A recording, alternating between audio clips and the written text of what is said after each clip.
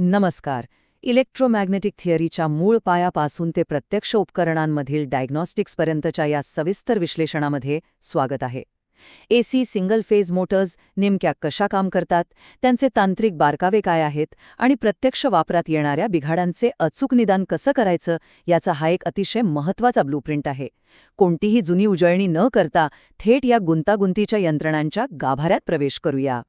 बरं, तर मग ह्या विषयात थेट उडी घेऊया. ह्या विश्लेषणाची रचना अगदी सोपी आणि स्पष्ट आहे. कोर इंडक्शन तत्त्व, त्यानंतर फेज स्प्लिटिंग, कॅपॅसिटर्स आणि स्विचेसची कार्यप्रणाली, मोटर्सचे विशेष प्रकार, दैनंदिन उपकरणांमधील त्यांचा वापर आणि शेवटी डायग्नॉस्टिक्स आणि ट्रबलशूटिंग असा हा आपला आजचा प्रवास असेल. सर्वात आधी पाहूया कोर इंडक्शन तत्त्व. इथे मुख्य आव्हान काय आहे ते समजून घेऊ. मूलभूत अडचण अशी आहे की सिंगल फेज एसी सप्लाय स्वतःहून रोटरला फिरवू शकत नाही. फिरतं चुंबकीय क्षेत्र किंवा रोटेटिंग मॅग्नेटिक फील्ड निर्माण करण्यासाठी फॅरेडेचा नियम हा पाया आहे नक्की, पण फक्त या तत्वाने मोटर फिरत नाही. त्यासाठी 90 डिग्री इलेक्ट्रिकल फेज स्प्लिटची नितांत आवश्यकता असते. स्क्रीनवर दिसणाऱ्या या 28 स्लॉट्स आणि 14 पोल्स असलेल्या सिलिंग फॅनच्या उदाहरणावरून हे अगदी स्पष्ट होतं. इथे हे 90 डिग्रीचं कोणीय विस्थापन अचूक गणिताने कसं साधलं जातं हे आपल्याला पाहता येईल. आता वळूया दुसऱ्या टप्प्याकडे, फेज स्प्लिटिंग. हा अत्यंत महत्त्वाचा 90 अंशांचा विस्थापन टप्पा प्रत्यक्षात कसा मिळवला जातो ते पाहू. हा 90 डिग्रीचा फेज स्प्लिट साध्य करण्यासाठी आतील वाइंडिंग आर्किटेक्चर खूपच कळीची भूमिका बजावतं. स्प्लिट फेज पद्धत कशी काम करते हे पाहण्यासाठी कोरच्या आत स्टार्टिंग आणि रनिंग वाइंडिंगच्या स्थानाकडे लक्ष देऊया. इथे रंगांच्या आणि रचनेच्या फरकावरून लगेच लक्षात येतं की दोन्ही वाइंडिंगचं भौतिक स्थान मोटरला गती देण्यामागे किती महत्त्वाची भूमिका बजावतं. तर यातला अत्यंत महत्त्वाचा मुद्दा असा आहे की या दोन वाइंडिंग्जमध्ये एक मोठा तांत्रिक विरोधाभास असतो. रनिंग वाइंडिंग कोरच्या अगदी तळाशी ठेवलेलं असतं, जिथे रेझिस्टन्स कमी आणि इंडक्टन्स जास्त असतो. या उलट स्टार्टिंग वाइंडिंग कोरच्या वरच्या बाजूला असतं, ज्याचा रेझिस्टन्स खूप जास्त असतो.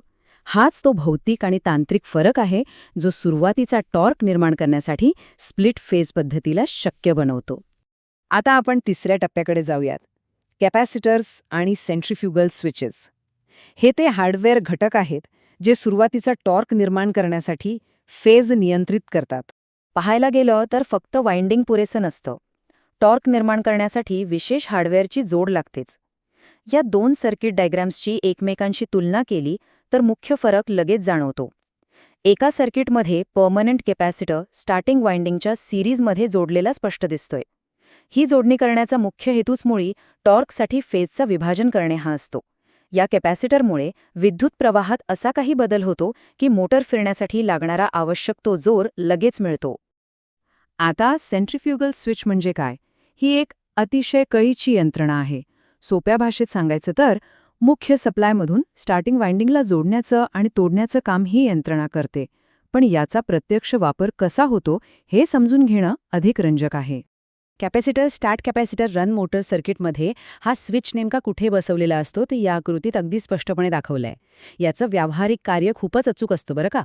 मोटरने तिचा वेग पकडला, म्हणजेच रेटेड स्पीडच्या साधारण 75 ते 80% वेग गाठला की हा स्विच स्टार्टिंग कॅपॅसिटरला सर्किटमधून अचूकपणे डिस्कनेक्ट करतो.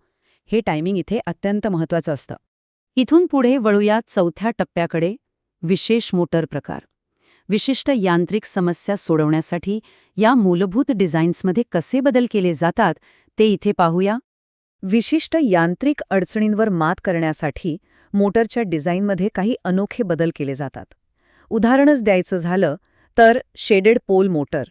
ही अशी टोपोलॉजी आहे जी कॅपॅसिटर आधारित पद्धतींपेक्षा पूर्णपणे वेगळी आहे. यामध्ये फेज स्प्लिट करण्यासाठी कोणत्याही इलेक्ट्रिकल कॅपॅसिटरचा वापर न करता एका विशिष्ट भौतिक रिंगचा वापर केला जातो. आता ह्या डायग्राममध्ये एक्स अक्षाने चिन्हांकित केलेल्या भागाकडे बारकाईने पाहूया. ही तीच भौतिक शेडेड रिंग आहे जिच्यामुळे रोटरची मूव्हमेंट सुरू होते आणि तो सुरुवातीचा टॉर्क तयार होतो. दैनंदिन जीवनातलं उदाहरण द्यायचं तर हेअर ड्रायर अशा उपकरणांमध्ये याच शेडेड पोल मोटरचा वापर केला जातो, कारण तिथे अतिशय सोप्या आणि कॉम्पॅक्ट डिझाईनची गरज असते. आणि हे चित्र अत्यंत उत्कृष्टपणे स्पष्ट करतं की किनेमॅटिक रिव्हर्सल मेकॅनिक्स नेमकं कसं काम करतं. कॅपॅसिटर स्टार्ट मोटर्समध्ये मुख्य वाइंडिंगचे टर्मिनल्स एकमेकांसोबत बदलून रोटेशनची दिशा उलट केली जाते, तर दुसरीकडे रिपल्शन मोटर्समध्ये हीच दिशा बदलण्यासाठी ब्रश अक्ष भौतिकरित्या हलवला जातो. यांत्रिक समस्या सोडवण्याचे हे दोन पूर्णपणे वेगळे आणि कल्पक मार्ग आहेत, नाही का? आता वळूया 5व्या टप्प्याकडे, दैनंदिन उपकरणांमधील मोटर्स. हे सर्व तांत्रिक ज्ञान प्रत्यक्षात कसं वापरलं जातं ते पाहण्याची वेळ आली आहे. आतापर्यंत पाहिलेल्या या सैद्धांतिक संकल्पना प्रत्यक्ष जगात कशा लागू होतात ते पाहूया. या मास्टर सिंथेसिस रेफरन्स टेबलमधील डेटा अत्यंत स्पष्ट आहे. जसे की युनिव्हर्सल मोटरचा वापर आपण रोज पाहतो त्या फूड मिक्सरमध्ये केला जातो. स्टेपर मोटर ही तिच्या अचूक पावलांसाठी म्हणजेच प्रिसिजन स्टेप्ससाठी ओळखली जाते, जी कम्प्युटरच्या हार्ड डिस्क ड्राईव्हमध्ये असते. आणि हिस्टेरेसिस मोटर ती पूर्णपणे आवाजाविना काम करते, म्हणूनच ध्वनी रेकॉर्डिंग उपकरणांसाठी ती सर्वात योग्य मानली जाते. या अप्लायन्स डॅशबोर्डवरील उदाहरणांवर नजर टाकली की या मोटर्सची व्यावहारिक उपयुक्तता आणखी ठळकपणे समोर येते. उदाहरणार्थ, घरगुती पाण्याचे पंप सुरू करण्यासाठी उच्च सुरुवातीच्या टॉर्कची नितांत आवश्यकता असते, आणि नेमकी हीच ताकद तिथे वापरलेली कॅपॅसिटर स्टार्ट मोटर प्रदान करते. आणि आता या विश्लेषणाचा सर्वात महत्त्वाचा आणि कळीचा टप्पा, डायग्नॉस्टिक्स आणि ट्रबल शूटिंग. जेव्हा आतली यंत्रणा बिघडते तेव्हा तिचं अचूक निदान कसं करायचं ते पाहूया. जेव्हा आत दडलेली यंत्रणा बिघडते तेव्हा नेमकं काय होतं? इथे एक अतिशय महत्त्वाचा विश्लेषणात्मक प्रश्न उभा राहतो. मोटर रिवाइंडिंग करताना जर एखादा कॉईल ग्रुप चुकीच्या पद्धतीने जोडला गेला तर त्याचे भौतिक परिणाम काय होतील? मोटरच्या वागणुकीत कोणता बदल दिसून येईल? विचार करण्यासारखी गोष्ट आहे. ह्या निदानाच्या डॅशबोर्डवर प्रत्येक त्रुटीचा परिणाम अगदी सुस्पष्टपणे नमूद केला आहे. जर कॉईल ग्रुप चुकीचा जोडला गेला तर मोटर अजिबात चालणार नाही. रिपल्शन मोटरमध्ये जर चुंबकीय अक्ष दुसऱ्या बाजूला सरकला तर मोटरच्या रोटेशनची दिशाच बदलेल. आणि यातली सर्वात आश्चर्यकारक गोष्ट म्हणजे जर काही स्लॉट्स वाइंडिंग न करता रिकामे सोडले तरीही मोटर सामान्यपणे कार्य करत राहते. हे खरोखरच अचंबित करणार आहे.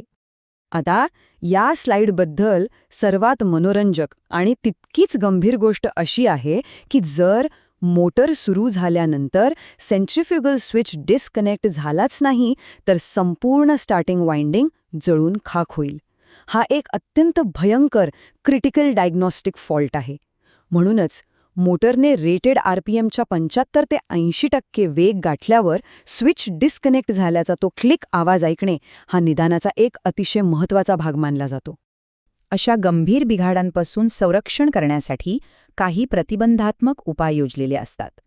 या आकृतीत सी अक्षराने दर्शवलेला सप्रेसर कॅपॅसिटर सेंट्रिफ्युगल स्विचवर जोडलेला दिसतोय.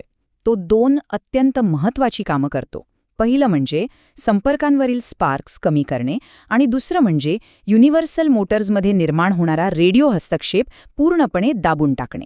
या संपूर्ण प्रक्रियेत आणि आजच्या या विश्लेषणामध्ये सर्व 48 पॅरामीटर्स यशस्वीरित्या तपासले आणि सत्यापित केले गेले आहेत.